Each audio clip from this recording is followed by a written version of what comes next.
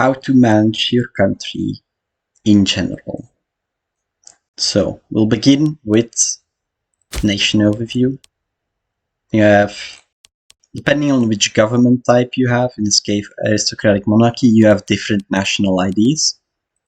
You should usually assign them on the actual correct slot, so you get the bonus. So they get unlocked the more tech you have. Generally, the good bonuses are martial ethos in the early game, conscription if you're running out of manpower, elite soldiery for the late game once you have legions, ordered retreat if you have a spare military ID in the early game, siege ability if you just beat every army and are basically stuck sieging. Civic, the best ones are pop capacity if you're playing tall, complex tariffs, almost always worth it because it's free money, patronize trading posts in the really early game if you're no PM, province import routes if you're really big, as that gives every province an extra trade route, national slave output gives more money usually, and if you have food issues you're going to want grain stockpile. From the oratory IDs, monthly corruption reduction is always a good modifier to have. Unintegrated culture group happiness makes people happier, never a bad thing. Loyalty of generals, if you have an issue with a disloyal legion, you can assign this to get them loyal and replace the commander. Research point, rarely worth it, but if you really need the research points. Loyalty of governance, if you have an issue with disloyal governments, you can temporarily assign this to make them loyal and then replace them. War score cost, you can assign this before a large peace deal if you want to take more, because this reduces the cost of taking a province. Religious IDs, you're going to want state religion, because that gives country civilization level, which I will get to in the economic guide, but a really good modifier for everyone basically. Monthly war exhaustion, if you're stuck on 20 and want to get it down, usually not worth it. Omen power, if you have some really good deities. Haruspicy, if you're integrating a lot of large countries. Pop conversion speeds, also worth it if you're integrating or converting a lot of people, like in Bactria, which is entirely the wrong religion, because most pops are not Hellenic. Integrated culture happiness, you're gonna almost never want this. Also, you're almost never gonna want this unless you're deifying. Monthly tyranny, almost never worth it. Loyalty of characters can be good to temporarily assign to prevent the civil war. Most important thing is that you assign ideas based on the group. In this case, aristocratic, 2 oratories, 1 military. But every government has different modifiers. If I go to Sparta, for example, you'll see I have 2 military IDs and religious. You want the bonus, so assign them based upon the relevant slot. So this is a military slot. This would require another military ID, and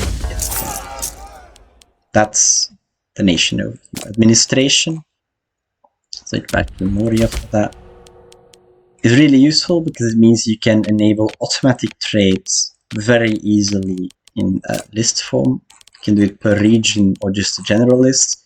You can see what every single state is doing. You can sort by province loyalty to check for provinces that are going to rebel. You can check for religious unity to see which provinces you should focus on converting. You can change governor policies here en masse, very easy, and you can release subjects. Usually I prefer the governorships because then I know where they are. Generally, you're gonna go to province and assign every single province should have automatic trades except the capital, which for Moria is this. So every province should have automatic trades besides your capital, because in the capital you're gonna want to manage the trade routes yourself for the bonuses. Later in the economic guide I'll explain that a bit more. So government, generally Something you can do really early is summon War Council if you're a monarchy and you get a free CB on one of 2 random neighboring countries. This can allow you to do war in the first month or 2 of the game. Usually worth it, really easy CB. Means you can usually create a claim before they're able to get allies. And you can get into a free war. So, rulers. Also you can see here the ruler and the consort. The highest stats of the ruler or the consort is the one the country gets. In this case, the ruler has the highest stats always. The consort never has the highest stats, so all the stats come from the ruler. But if the consort has a higher stat, that number gets used. These bonuses are decent. So marshals, important to get the morale recovery. Finesse, useful for more income.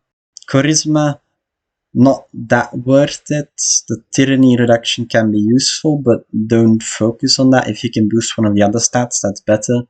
Zeal, however, is one you should want to keep high for the war exhaustion reduction and for the increased stability.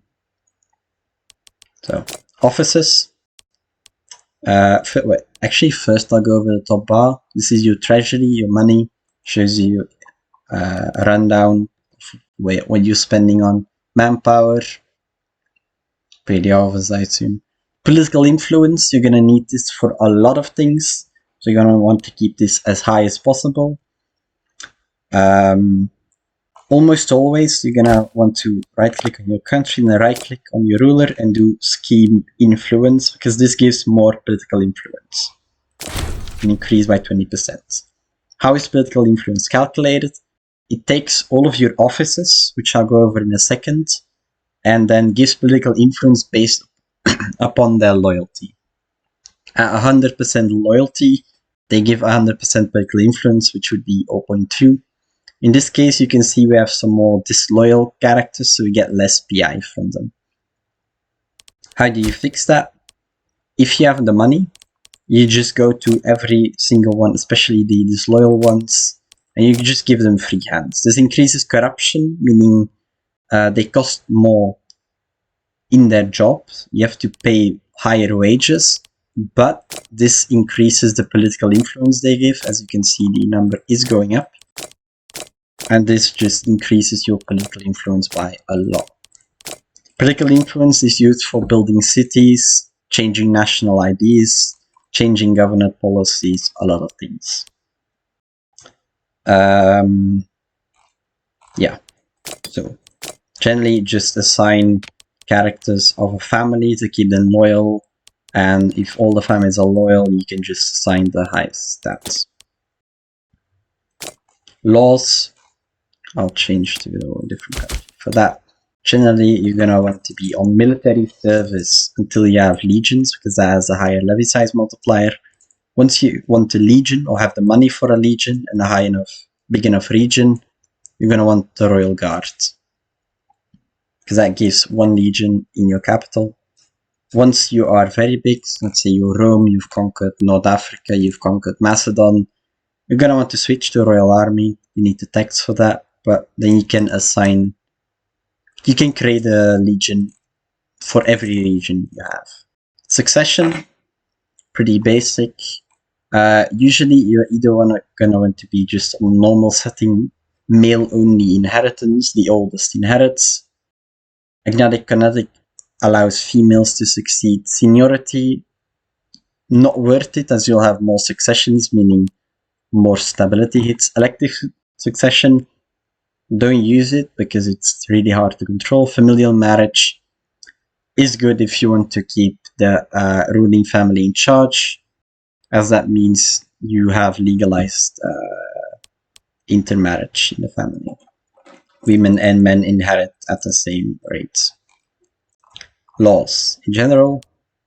Taxation laws, not very important. The bonuses are usually not worth it, so just keep on no taxation laws. Maritime laws, you're usually going to want the non-interference edict for the commerce income, so you get more money. Conversion policy, really important. Generally, you first want to convert a country or a province to your religion and then to your culture, because that goes faster that way. So if your country is religiously homogeneous, you're going to want culture dissemination. If it is not, like India is not culturally or religiously homogeneous, you're going to want religious conversion. Convert first, then assimilate.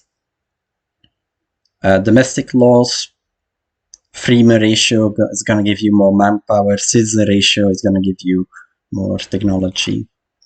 Authority laws, you're going to want usually the more research points. Otherwise, well, the legitimacy is never a bad thing. Contract laws, usually you're going to want this one for the lower wages. It does decrease loyalty, so don't do it if you're having issues, but it saves you a lot of money. Subject laws, keep yourself on institutional benevolence until you want to integrate countries, then you switch to King of Kings, because that allows you to integrate faster. Royal status laws, royal immunity is really good. Generally, you only want divinity statue if you want specific heirs, so if you want to nominate them, and if you're going to conquer a lot because of the A impact reduction. Otherwise, just keep it on the normal setting. Economy, which I'll go over in the economy guide. Religious, I'll go over later. Generally, one of the first things you do in the game is turn on accept all trades, so you don't have to micro all the trades. The automatic trading will take charge and will do everything for you. Just turn on automatic trade in every province you own, besides the capital. It's mercenaries. Yeah. Now, for legions, there's a separate video for legion composition, but very important. How do you get larger legions? Legion size, as you can see here, 72 for Avanti is directly connected to the levy size, meaning this one. You get additional support units if it's a levy, but you don't get them in the legion. How do you increase this? More population of integrated culture. That increases the levy size cap you have, which increases the maximum amount of legions you can have, or legion in a single region. This is also why you want a higher levy size multiplier, because that increases how big your army is. Levy size multiplier is one of the best modifiers in the game. It's basically larger armies for free. As you can see, I'll switch. So this is 17.5, and we have 80 units. If I switch to the, I guess I already am on military service. If I were to switch to Royal Guard, which gets me a legion, but has a lower levy size multiplier, you'll see it go down. I only have 45 units now, but I can create a legion. Size 35, which matches this 35 pops from Prasia, plus the support units. You don't get that in the legion. Also the character tab, very useful, especially for sorting by loyalty for disloyal characters and pretenders. Power base, you're going to want to keep the higher power bases loyal to prevent a civil war. Always check your mission tab. There's no reason not to be doing a mission. If you have special missions, do them first. Otherwise, Pearl Love is a generic mission. You do those when you don't have any unique ones. Most countries in Invictus will have special missions, like Rome, Carthage has special missions. A lot of countries do. Do them first. Only after focus on generic missions like the matter of generic region. Check these regularly so you're doing the requirements. If you find that you will never be able to complete a mission, just abort it. And that was generally how to manage your country. One more thing, the higher the AE, the less stab you'll have, because this will create a ticking stability reduction if I let them tick. Meaning my stability will go down every month as long as my AE is high. We want AE to be low. After a large war, you'll be stuck with high AE, meaning your stability will start tanking, meaning you'll become unstable. Once you're below 20 stability, you are no longer able to declare war, meaning you're just gonna have to sit with the negatives